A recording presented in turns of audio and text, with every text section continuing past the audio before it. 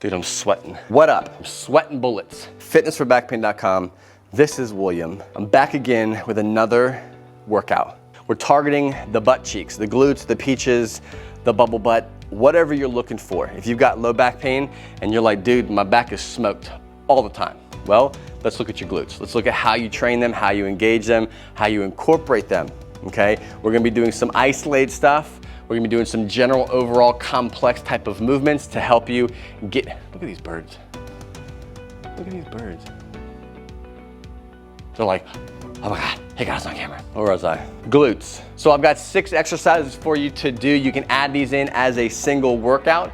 You can do these on your lower body day, on your off day, your recovery day, whatever you wanna do. If you wanna target your glutes, these 6 exercises are the best. They are some of the best ones that I use in my own programming and clients all around the globe. So try them out. Reps and sets, I'm not gonna give you a specific number because you gotta kind of see where you're at. If you have low back pain, I don't wanna force you to do 15 of each one. If you don't and you wanna go hard and go fast and build a stronger, more stable structure to your hips and your glutes, I would suggest 2 to 3 sets of each exercise. When it comes to the glutes, you don't have to only do high reps. That's a myth. You don't have to just destroy them with 20, 30, 45 reps. Yes, you can do that if you want, but the goal today is to get stronger, controlled, quality contraction out of your glutes to build them, make them stronger, get them to grow, and get them to activate. All right, so make sure you like, subscribe to the channel, like the video, share it with your friends. Whoever has a flat butt, they need to see this. Just slide into their DMs, just email it to them. Don't do it on Facebook. Just email it to them and say, hey bro, hey sister, this is for you. Try it out. Thanks so much, guys. Real quick, if you haven't picked it up yet, I give you a free workshop. If you do have chronic pain, you go into the gym, you work out, and you always leave in pain. Your lower back's tight, it's tense, feels like 2 rubber bands have been or a rubber band has been stretched to its max capacity. If that is you, I want you to check out this free workshop, 5 quick fixes to a pain-free workout. It's super, super important. If you have not started to address the way you feel, the way exercise makes you feel, if you are in pain, if you want to confidently train, exercise, get stronger, be more healthy, check this workshop out. It's completely free. It's not long. It's going to give you a lot of tips that you can apply to your next workout, even the one that you watch today. All right, so the first exercise we have on tap is the reverse banded monster walks. I'm going to show you from the back. Don't stare at the butt. It's going to be there. You can't miss it, just don't stare at it, okay? So we're gonna do reverse monster walks, and I'll come up here to the front and I'll show you what it looks like when I'm walking away from you. So from the back, what I'm gonna do, I'm gonna shift my weight to here a little bit, engage this glute. I'm gonna step back onto this one, just like this. And I'm simply just stepping back towards the camera, like that. Don't mind it, okay? Now from the front, what I'm gonna do, step back. I'm staying in the squatted position. I'm taking my feet and I'm spreading them out this way. Step back. I'm gonna trip over my stuff here. Step back, back, back. Key thing is to keep these legs separated. A lot of times people get too close. They're doing this kind of stuff and there's no resistance here. So if you keep resistance on it here, squatted, down, down, I'm keeping that resistance on this exercise, right? So these are the reverse banded monster walks. So another exercise is the Romanian deadlift. I kind of mix these things with straight leg deadlifts and the RDL. If you want to know what both of those are separately, Google that, straight leg deadlift, and then RDL or Romanian deadlift. I kind of have to combine both of them together to really get what I want out of this exercise. Again, we're building the posterior chain, building the glutes, the legs, strengthen this area so we can support the lower back. Now, what I would like to do for people who have sensitive backs, I will get into a position, I'll have my kettlebell ready, and what I'm gonna do, shoulders back, I'm drawing them back and down. I'm going to keep my ribs down, pelvis in a neutral position. I'm engaging the trunk and trying to relax the lower back. Allow that to contract on its own. And I'm going to slowly hinge back, keeping my legs slightly bent, down, down, down, down, and I start to feel tension back here. So right now, I've got tension from my glute all the way into the backs of my knees and kind of into my calves. So I've got tension here. Once I feel that tension, I'm gonna squeeze and initiate the movement back up with my glutes, okay? So I'm here, drop, drop, drop, drop, drop, drop. I'm building that tension up. Once I feel it there, I'm gonna contract, squeeze.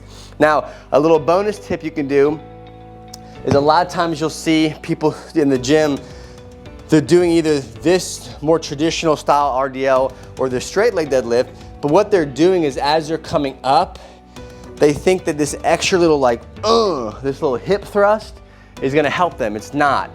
If you have sensitive low back, don't do that. You wanna keep that engagement up until right at that neutral and then go back down. You can also even get to the point where you're almost doing partial reps. So I'm here, I'll grab my weight, get set, core's on, lower back's relaxed. Down, down, down, down, down, down, down. Get that stretch, and I'll squeeze to here and back. Squeeze and back. Squeeze and back. Making sure that I'm loading that posterior chain and I'm initiating coming back up with my glutes. One way you can help engage the glutes is acting as if you're trying to separate the ground with your feet. So I'm in this position here. I'm twisting my feet out, trying to separate and rip the ground apart. Down, down, down, down, down. Squeeze, partial up. Down, squeeze. Just like that. If you have to bend your knees a little bit more, so you're looking more like a traditional RDL, it's okay.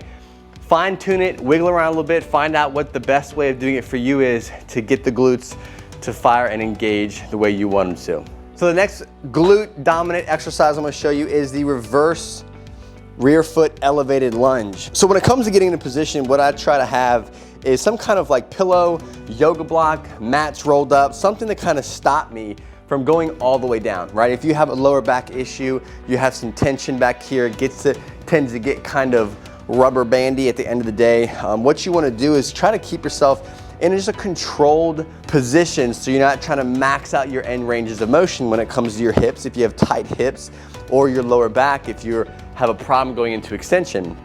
So keeping the foam block there allows me to come up off the ground some, so it's not so extreme in this position here, and you can notice my legs in a good 90, right? So this also allows me to make sure that before I start pushing, I'm actually really hammering this glute. So what I'll do, left leg is back, working the right leg. I'm going to drive my toes into the ground, my heels into the ground, and I'm using my entire 3 points of contact of my feet to push up and back. Here, drive. So what you're trying to do is relax this leg here, and I'm driving through this leg here, so squeeze.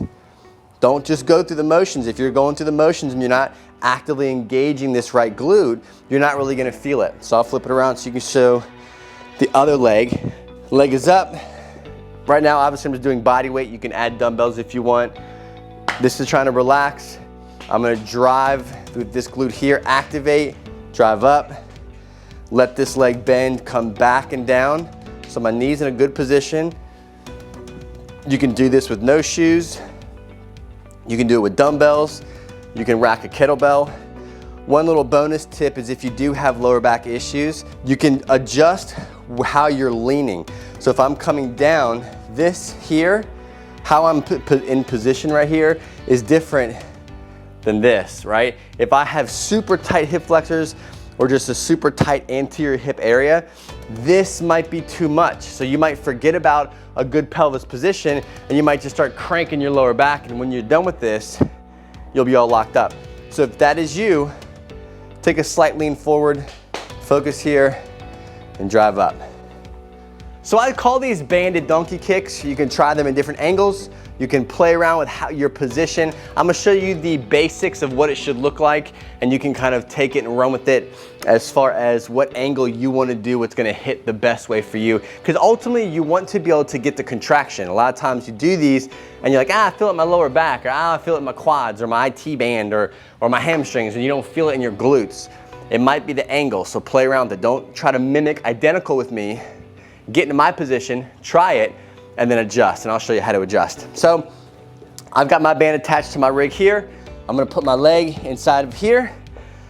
I'm gonna have that band under my kneecap. So it's not gonna be here on my thigh. It's gonna be under my kneecap, right where that, I don't know, what's it called? Your knee pit.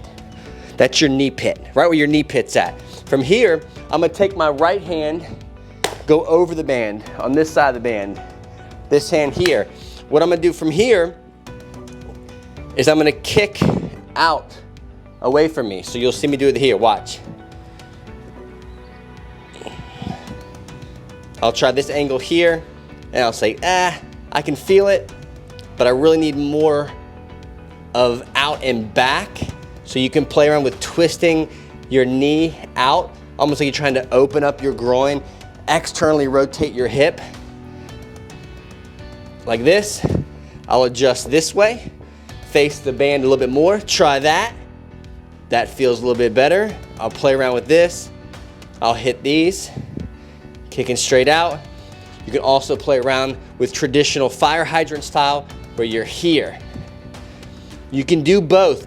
Awesome thing about this is it's a band, so you can get more resistance, you can make it harder, you can make it easier with the type of band you're using. At the end of the day, contraction, quality of contraction, and control is what you're looking for. Be sure when you're doing these, you're gonna do the right and the left side, make it even. You don't want one butt cheek bigger than the other. All right, so the next one is going to be some banded hip thrusts. Really cool exercise, very simple. You can use any kind of resistance. Obviously, it's your hips, it's your butt cheeks. Your butt cheeks are pretty strong, so you'll wanna kind of give yourself a good set of resistance to do these. Now, what I tried to do is I'll take my band, I'll lay it across my lap here, and I'll hook it under each heel. All right, so that's set up there. I'm gonna pull it across, almost like a seat belt, hook it under my hip, and I can take my legs out just a little bit to add some tension. Now, look at that. Got some good tension, I can adjust my heels. What I'm gonna do to get set up is I'm going to tip my toes, tilt them out a little bit, right? Better glute engagement doing that, and better contraction. From here, I'm thinking about bringing my ribs down, right? So this is all a good neutral position. And what I'm gonna do is I'm gonna initiate the movement from my butt cheeks, from my hips. So I'm not gonna do extension and slam my lower back into it. Instead, I'm gonna bring that pelvis back, get in a good position. I'm gonna initiate it from my glutes, drive, drive, drive, drive, drive. Squeeze, squeeze. I'm gonna hold it here and back down. I'm gonna go into the exercise and come out of the exercise in that same position. There's no reason to rush this. There's no reason to just bang these out. You see people in the gym doing barbell thrusts and they're just roping into them. You don't have to do that. Go lighter, get in a good position here, toes pointing out, driving from my heels. If you have to, if you feel like your hamstrings are doing too much of the work, you can put your toes down and really try to disengage your hamstring some. But if you can just slow down, think about what you're doing, initiate it from the glutes, drive, drive, drive. There you have it. So again, go slow. If you want to get up into the full thrust position, hold it there for 4 or 5 seconds. That's a bonus point. Again, it's not about how many reps you can do, how much weight you can do, but how the quality of the contraction and the control of the position of your pelvis, lower back, is where the money's at. All right, so another excellent hip dominant glute builder, bigger butts, stronger butts to relieve low back pain, whatever you're looking for, bigger butts or better backs. This is good, okay? So what this is just a stability ball squat, right? You can think of it as like a pistol squat. You can think it's pretty much a stability ball supported single leg squat. however you wanna mash it up, okay? What you're basically doing is, I like this exercise because it isolates this entire right hip, right? So you got core engaged, you've got your feet are engaged, your hips are engaged, everything is engaged in order to keep everything in a good, healthy position. So what I'm gonna do is, I got my ball here up against my door.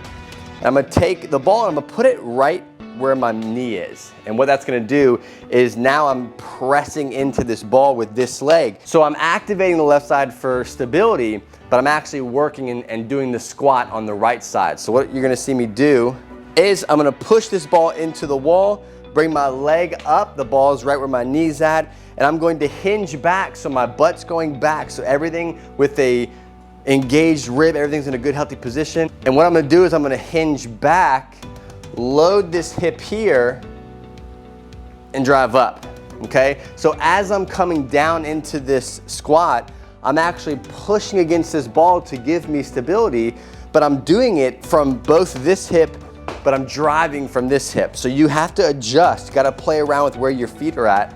But once you get set, find that good healthy position. I'm gonna come back on this hip, squat, squat, squat, squat. Make sure my knee is not caving in. Squat, squat, squat, squat.